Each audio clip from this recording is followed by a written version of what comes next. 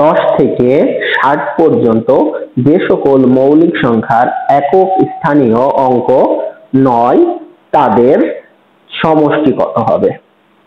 অর্থাৎ প্রথমে আমাদের বুঝতে হবে যে একক স্থানীয় অঙ্ক কি।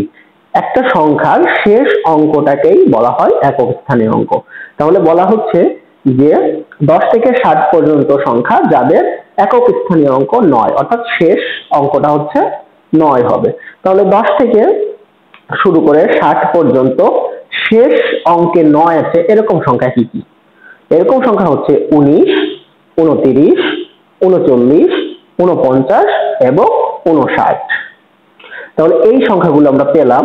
এখন বলা হয়েছিল যে সকল মৌলিক সংখ্যা। তাহলে এখন আমাদের বুঝতে হবে মৌলিক সংখ্যা কি কি। মৌলিক সংখ্যা হচ্ছে যে সংখ্যাকে 1 এবং ওই সংখ্যা ছাড়া অন্য কোনো সংখ্যা দিয়ে ভাগ করা যায় না, সেই সংখ্যাকে বলা হয় মৌলিক সংখ্যা। তাহলে আমরা যে সংখ্যাগুলো পেলাম যাদের শেষে 9 আছে 10 থেকে 60 পর্যন্ত, তারা ছিল 19, 29, 39, 49 এবং 59।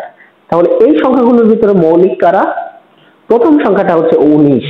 19 কে 1 এবং 19 ছাড়া অন্য কোনো সংখ্যা দিয়ে ভাগ করা যায় না, সুতরাং 19 একটি মৌলিক সংখ্যা।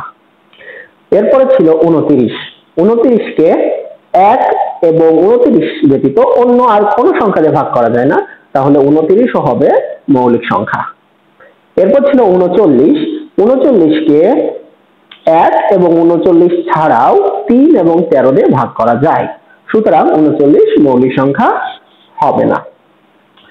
এরপরে ছিল 49। 49 কেও 1 এবং 49 ছাড়া 7 দিয়ে ভাগ করা যায়, সুতরাং 49 মৌলিক সংখ্যা নয়।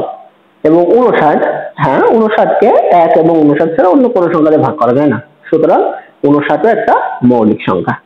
তাহলে আমরা মৌলিক সংখ্যা কি কি পাচ্ছি যাদের শেষে 9 আছে 10 থেকে 60 পর্যন্ত? 19, 29 এবং 59। তাহলে এই আমাদের প্রশ্ন ছিল যে এই সংখ্যাগুলো যোগফল কত হবে। তাহলে 19 যোগ 29 যোগ 59 যোগফল হবে 107।